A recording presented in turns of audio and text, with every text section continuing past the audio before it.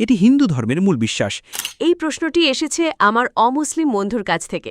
তো আপনি যদি হিন্দু ধর্মগ্রন্থ পড়েন, আপনি যদি ইহুদি ধর্মগ্রন্থ পড়েন, ইসলামী প্রভুকে, মোহাম্মদকে, তো যখন আপনি আপনার অমুসলিম বন্ধুদের সাথে কথা বলছেন, তারা খ্রিস্টান হোক, তারা হিন্দু হোক, আমার নাম আয়না তাহেরা, আহা কলেজ ইসলাম আন্তরা বাংসা, সুলতান ইসমাইল পেত্রা থেকে। এই প্রশ্নটি এসেছে আমার অমুসলিম বন্ধুর কাছ থেকে, সাবাহ থেকে। তার প্রশ্ন হল, ইসলামী প্রভুকে এবং আল্লাহর রাসূল ছাড়া মোহাম্মদকে। এটুকুই। আপনাকে ধন্যবাদ। বোন একটি প্রশ্ন করেছেন যে তার অমুসলিম বন্ধু তাকে জিজ্ঞেস করেছে যে আল্লাহকে এবং ইসলামে এবং নবী মোহাম্মদ সাল্লাল্লাহু আলাইহি ওয়াসাল্লাম কে, যদি আমি ঠিকমতো বুঝে থাকি। ইসলামী ঈশ্বরের ধারণা সম্পর্কে বা আল্লাহ সুবহানাহু ওয়া তাআলা সম্পর্কে কোনো মুসলিম আপনাকে যে সবচেয়ে ভালো উত্তরটি দিতে পারে তা দেয়া আছে সূরা ইখলাস, সূরা নম্বর ১১২, আয়াত নম্বর ১ থেকে ৪-এ। কুল হুয়াল্লাহু আহাদ, বলো তিনি আল্লাহ এক এবং অদ্বিতীয়। আল্লাহুস সামাদ, আল্লাহ অমুখাপেক্ষী, চিরস্থায়ী। লাম ইয়ালিদ ওয়া লাম ইউলাদ, তিনি কাউকে জন্ম দেননি এবং তাকেও জন্ম দেওয়া হয়নি, ওয়া লাম ইয়াকুল লাহু কুফুয়ান আহাদ। এবং তার সমতুল্য আর কেউ নেই। এই সূরা ইখলাস হল মহিমান্বিত কোরআনে দেওয়া আল্লাহ সুবহানাহু ওয়া তাআলার ৪ লাইনের একটি সংজ্ঞা,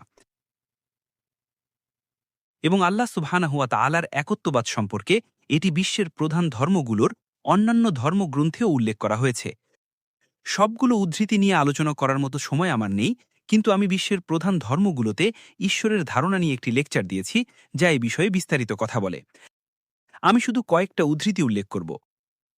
আপনি যদি হিন্দু ধর্মগ্রন্থ পড়েন, এতে উল্লেখ আছে ব্রহ্মসূত্র, যা হিন্দু ধর্মের মূল বিশ্বাস। তা হল এক্কাম ব্রাহাম দ্বিতীয়া নাস্তে, নেহনা নাস্তে কিঞ্চন। ভগবান একজনই আছেন, দ্বিতীয় কেউ নেই, নেই নেই একটুও নেই। ঈশ্বর কেবল একজনই আছেন, দ্বিতীয় কেউ নেই, মোটেও নেই, মোটেও নেই, বিন্দুমাত্র নেই। এটি হিন্দু ধর্মের মূল বিশ্বাস। এটি যজুর্বেদ অধ্যায় নম্বর ৩২, শ্লোক নম্বর ৩-এ উল্লেখ আছে, নাতাসি প্রতিমা আস্তি। সেই ঈশ্বরের কোনো প্রতিমা নেই। এটি ছান্দোগ্য উপনিষদ অধ্যায় নম্বর ৬, পরিচ্ছেদ নম্বর ২, শ্লোক নম্বর ১-এ উল্লেখ আছে, এক্কাম ইব দ্বিতীয়ম। ঈশ্বর কেবল একজনই আছেন, দ্বিতীয় কেউ ছাড়া। একই কথা খ্রিস্টান ধর্মগ্রন্থে উল্লেখ করা হয়েছে। আপনি যদি বাইবেল পড়েন, এটি পুরাতন নিয়মে উল্লেখ আছে। দ্বিতীয় বিবরণ বইয়ের অধ্যায় ৬, পদ ৪-এ, শামা ইসরাঈল আদনা ইলাহাইন আদনা ইখাদ। শোনো হে ইসরাইল, আমাদের ঈশ্বর প্রভু হলেন এক প্রভু। তো আপনি যদি হিন্দু ধর্মগ্রন্থ পড়েন, আপনি যদি ইহুদি ধর্মগ্রন্থ পড়েন, আপনি ইহুদি ধর্মে ঈশ্বরের ধারণা বুঝতে পারবেন। একই কথা এমনকি নতুন নিয়মেও এটি আল্লাহ সুবহানাহু ওয়া তাআলার একত্ববাদের কথা বলে, এবং যীশু খ্রিস্ট আলাইহিসসালাম তিনি কখনো ঈশ্বরত্বের দাবি করেননি। তো যখন আপনি আপনার অমুসলিম বন্ধুদের সাথে কথা বলছেন, তারা খ্রিস্টান হোক, তারা হিন্দু হোক, আপনি তাদের নিজ নিজ ধর্মগ্রন্থ থেকে উদ্ধৃতিগুলো উল্লেখ করতে পারেন। এবং সকল ধর্ম, বিশ্বের সকল প্রধান ধর্ম, সেগুলো নবী মুহাম্মদ সাল্লাল্লাহু আলাইহি ওয়াসাল্লামের একত্ববাদের কথা বলে। আপনার প্রশ্নের দ্বিতীয় অংশে ফিরে আসি, নবী মুহাম্মদ সাল্লাল্লাহু আলাইহি ওয়াসাল্লাম সম্পর্কে। যখন আমরা অমুসলিমদের কাছে দাওয়া দেই, আমরা তাদের কাছে তাদের ধর্মগ্রন্থের এমন আয়াতগুলো উল্লেখ করতে পারি যা নবী মুহাম্মদ সাল্লাল্লাহু আলাইহি ওয়াসাল্লামের আগমন সম্পর্কে কথা বলে। যেমনটা আমরা ইসলামে জানি, এমন বেশ কিছু জায়গা আছে যা নবী মুহাম্মদ সাল্লাল্লাহু আলাইহি ওয়াসাল্লাম সম্পর্কে কথা বলে। সূরা আহজাব, সূরা নম্বর ৩৩, আয়াত নম্বর ৪০-এ, যেখানে বলা হয়েছে, মা কানা মুহাম্মাদুন আবা আহাদিম মিন রিজালিকুম ওয়ালাকিন রাসূলুল্লাহ ওয়া খাতামান নাবিয়্যিন ওয়া কানা আল্লাহু বিকুল্লি শাইইন আলিমা।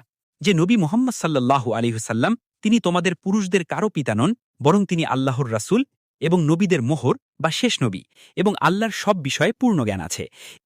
এবং নবী মুহাম্মদ সাল্লাল্লাহু আলাইহি ওয়াসাল্লাম তার কথা খ্রিস্টান ধর্মগ্রন্থে উল্লেখ আছে। এটি উল্লেখ আছে ঈশাইয় বইয়ের অধ্যায় ২৯, পদ ১২-তে, যে বইটি তোমাকে দেয়া হলো এই বলে যে এটি পড়ো, আমি তোমাকে অনুরোধ করছি। এবং তিনি বললেন, আমি শিক্ষিত নই।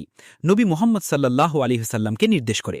এটি খ্রিস্টান ধর্মগ্রন্থে উল্লেখ আছে। এটি ঈশাইয় বইয়ের অধ্যায় ২৯, পদ ১২-তে উল্লেখ আছে, যে বইটি তোমাকে দেয়া হলো এই বলে যে এটি পড়ো, আমি তোমাকে অনুরোধ করছি। এবং তিনি বললেন, আমি শিক্ষিত নই। নবী মুহাম্মদ সাল্লাল্লাহু আলাইহি ওয়াসাল্লামকে নির্দেশ করে। এটি দ্বিতীয় বিবরণ বইয়ের অধ্যায় ১৮, পদ ১৮, দ্বিতীয় বিবরণ বইয়ের অধ্যায় ১৮, পদ ১৯-এ উল্লেখ আছে নবী মুহাম্মদ সাল্লাল্লাহু আলাইহি ওয়াসাল্লাম সম্পর্কে। এমনকি হিন্দু ধর্মগ্রন্থগুলো আমাদের প্রিয় নবী নবী মুহাম্মদ সাল্লাল্লাহু আলাইহি ওয়াসাল্লামের আগমন সম্পর্কে কথা বলে।